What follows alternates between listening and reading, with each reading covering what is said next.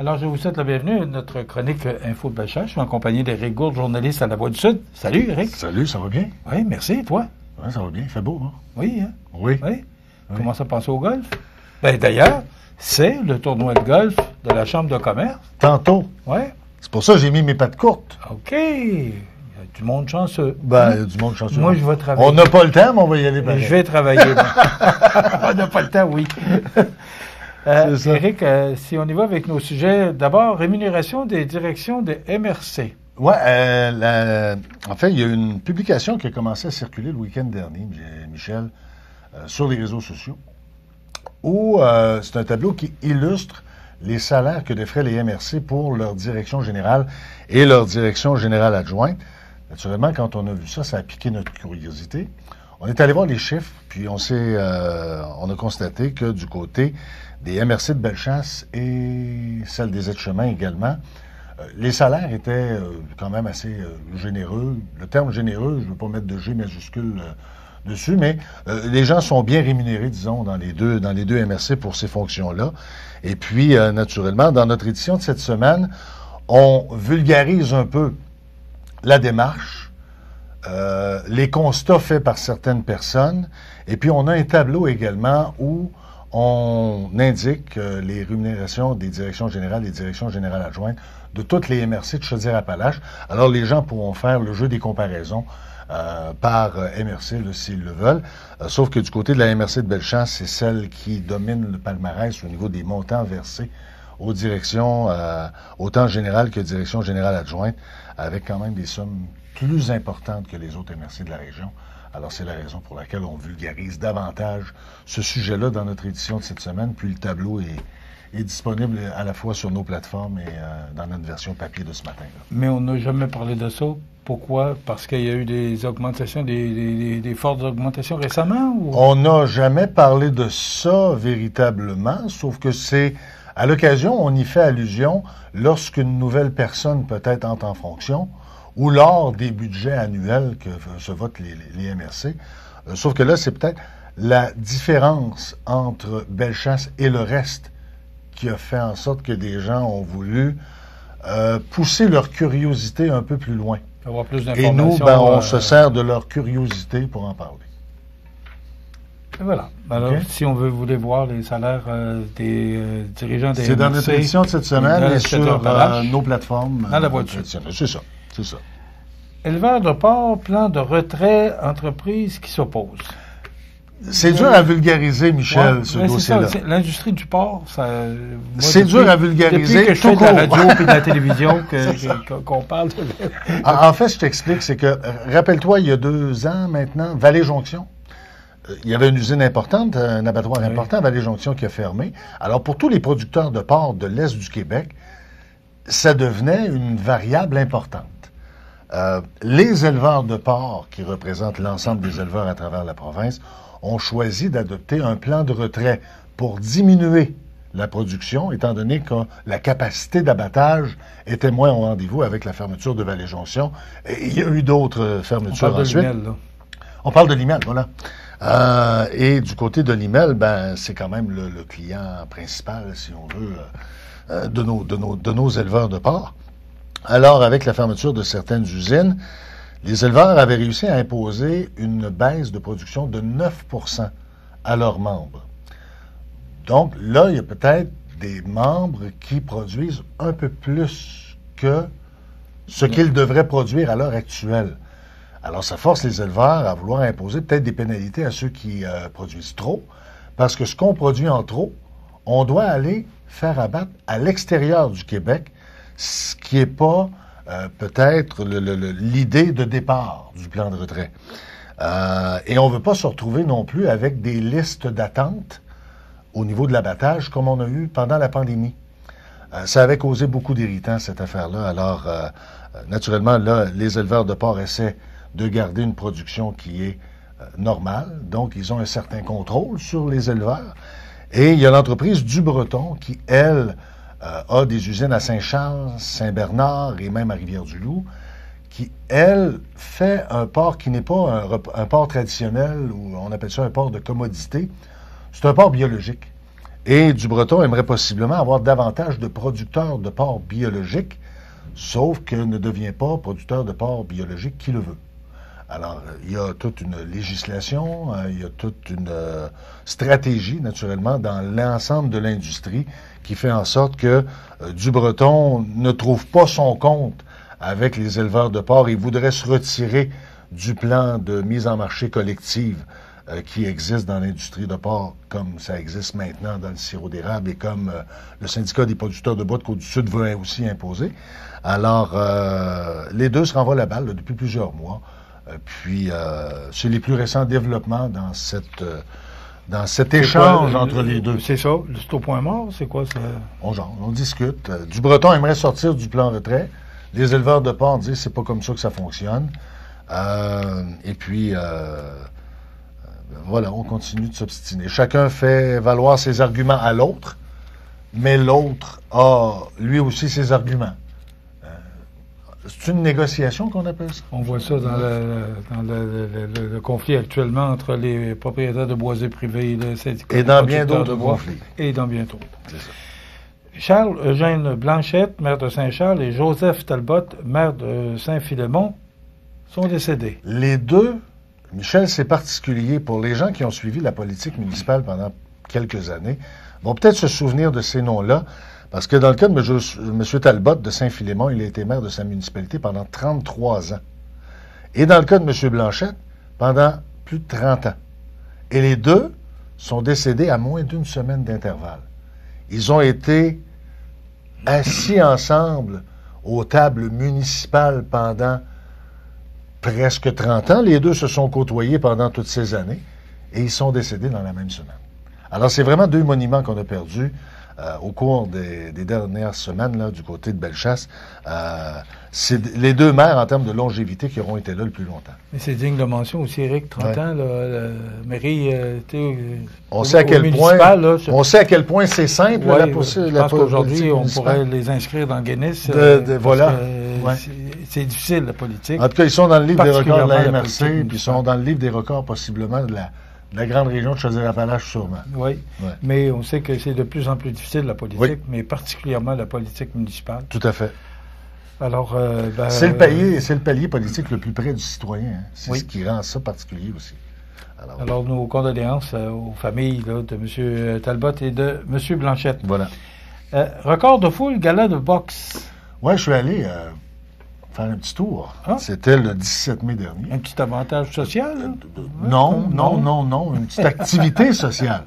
OK. C'est pas pareil. Non, je suis un amateur de sport. Puis comme c'est le club de boxe MAA de Sainte-Justine qui organisait l'activité, c'est une chose qu'ils font chaque année où leurs membres peuvent participer à un gala de boxe amateur localement. Cette année et l'an dernier, ça se déroulait à l'Aréna de la Quai-de-Chemin. L'an dernier, il y avait eu plus de 800 personnes. Et cette année, il y en a eu plus de 900. Alors, on a battu un record de foule. Ça attire encore les foules, la boxe. Absolument. Puis c'est de la boxe amateur. Il y a autant des jeunes que des moins jeunes, des hommes, des dames. On en a eu pour tous les groupes. C'était une belle soirée, finalement. Il me semble qu'on voit ça. On voit moins ça. On entend moins parler des galas de boxe. Il me semble qu'il y en a moins. Il y avait peut-être, Michel, davantage de galas de boxe à l'époque parce qu'il n'y avait pas d'autres disciplines. Aujourd'hui, tu as du taekwondo, du judo, du jiu-jitsu peut-être même, où il y a aussi des mini-galas comme ça qui se font. Mais le karaté peut-être aussi. Oui. Mais la boxe a toujours été, en termes de sport de combat, celui qui dominait à l'époque, alors qu'aujourd'hui, il y a un éventail de je voulais y aller, mais j'ai perdu mon billet. Ben voilà. Oui. C'est vrai, je ne l'ai pas trouvé. Es-tu en train de faire un appel à tous? C'est pas de quoi qui m'attire, toi? Non. Moi, les gens se taper dessus, j'ai bien de la misère avec ça. Ah, effectivement. Mais c'est un sport quand même qui est c'est un sport spectacle. Qui est encore très populaire, mais on en voit moins. Oui. C'est peut-être les producteurs qui manquent. Aussi. Les promoteurs. Aussi. L'Asclépiade. Comment on dit ça? J'espère que je le prononce bien. Non. Alors, reprends-moi. Je l'ai pratiqué longtemps. L'Asclépiade. L'Asclépiade. Clépiade, c'est okay. ça. Asclépiade. C'est un accent aigu. C'est une plante. OK. C'est une plante. Et il y a des producteurs de Chaudière-Appalaches qui souhaiteraient voir peut-être cette plante-là devenir un produit éventuellement. une production même, là, hein, une filière, appelons ça comme ça, une filière, un peu comme le porc, c'est une filière. L'Est Les Plates pourrait devenir une filière pour éventuellement honorer ses possibilités isolantes. Alors, on pourrait éventuellement voir des gants, des manteaux, dont l'intérieur serait de l'asclépiade, et ce seraient des manteaux qui seraient beaucoup plus chauds. C'est quoi la particularité de la plante? Sa particularité, c'est que sa fibre elle-même, une fois qu'elle est compressée, qu'elle est matelassée, comme on dit, ça lui donne des avantages que d'autres ont, mais peut-être ont un peu moins qu'elle. Exemple, le chanvre, il y a d'autres productions du genre, un peu du même genre, mais l'asclépiade aurait des particularités peut-être un peu plus prononcées à cet effet-là. Donc, il y a une dame qui voudrait produire davantage. Ben, la dame fait partie d'une coopérative qu'on appelle la coopérative Monarque. Qu'on appelle? La coopérative Monarque. La dame de Saint-Michel s'appelle Marie-Noël Breton. Et elle est productrice depuis 2018. Et là, elle est chargée de projet pour la coopérative. Et c'est elle qui s'occupe d'essayer de rendre le produit éventuellement attrayant pour les multinationales, mais aussi de piloter, en collaboration avec d'autres intervenants, dont l'Université de Sherbrooke, des recherches sur d'autres façons de la récolter, cette plante, et également de la produire en plus grosse quantité. En plus grosse quantité, et aussi de faire en sorte qu'elle devienne un produit éventuellement, là. Alors, il y a beaucoup de travail de fait, et il y en aura d'autres, mais on nous dit que le potentiel est excellent par rapport à cette plante. C'est dans quel coin de pays, ça, exactement? Saint-Michel-de-Bellechasse. Saint-Michel? Absolument. L'asclépiade, souvenez-vous de ce nom? Mais il y a des producteurs en Côte-du-Sud qui en ont, je suis à peu près convaincu, sauf que ils sont pas nombreux pour l'instant parce que la filière n'a pas pris son envol véritablement. Alors, ces gens-là, probablement, pourraient éventuellement être sur la ligne de départ, mais lorsque ce sera peut-être plus prometteur en termes de résultats en produits. Et là, tout le monde va se mettre à en produire. Et là, tout le monde va se mettre à en produire. C'est ce qu'on va sûrement... Et il y en aura trop, et on devra faire comme le porc, c'est-à-dire pénaliser ceux qui en produisent trop. Non, c'est un peu comme, je me souviens qu'il y a des années, l'agneau, les gens, c'était très populaire de produire de l'agneau. Et là, tout le monde s'est mis à produire de l'agneau. Le prix a chuté. Et, trop d'agneaux sur le marché. Maintenant, c'est très rare de voir de l'agneau. Offre et demande. Et voilà. Ligne de transport Beauce-Bellechasse, pour le site d'Hydro-Québec, ce que tu me mentionnes, c'est que ça passerait par ici. Cette ligne de transport que Hydro-Québec souhaite éventuellement fera, non pas souhaite faire, mais fera, prendra racine d'abord du côté de Poinégamouk, c'est-à-dire Pelletier. Si on part de Poinégamouk, on s'en va vers Saint-Alexandre de Kamouraska. Il y a Pelletier, là, c'est une station qui était ferroviaire à l'époque. Alors, ça prendrait cette direction-là. Direction Thetford Mines. Alors, pour se rendre de Poinégamouk à Thetford Mines, il faudra passer quelque part. Et il est certain qu'on va passer dans Montmagny. Il est qu'on va passer dans Bellechasse et qu'on va passer en Beauce aussi. Alors, à l'heure actuelle, Hydro-Québec a commencé des consultations publiques. Il y en a peut-être déjà eu en Côte-du-Sud.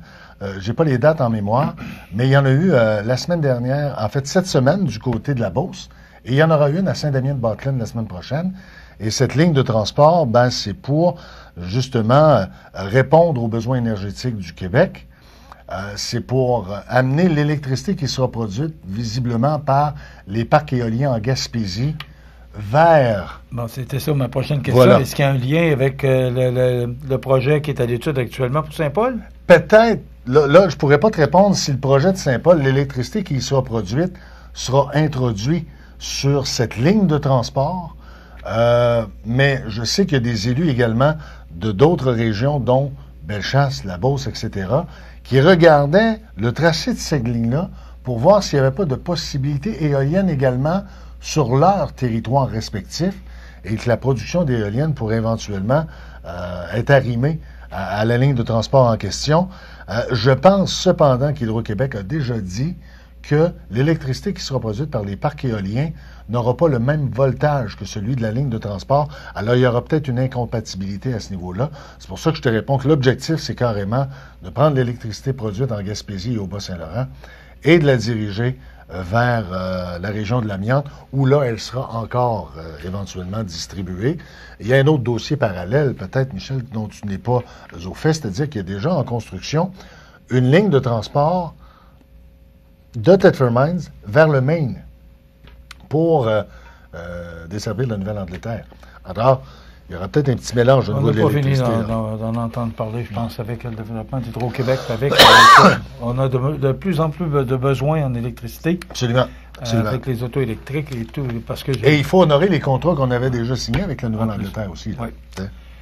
Merci, c'est très intéressant. Donc, tous ces sujets et bien d'autres. Et d'autres. Oui, et j'ai dit bien d'autres. Tu l'as dit, c'est Il y en a encore plus que d'autres. C'est bien d'autres.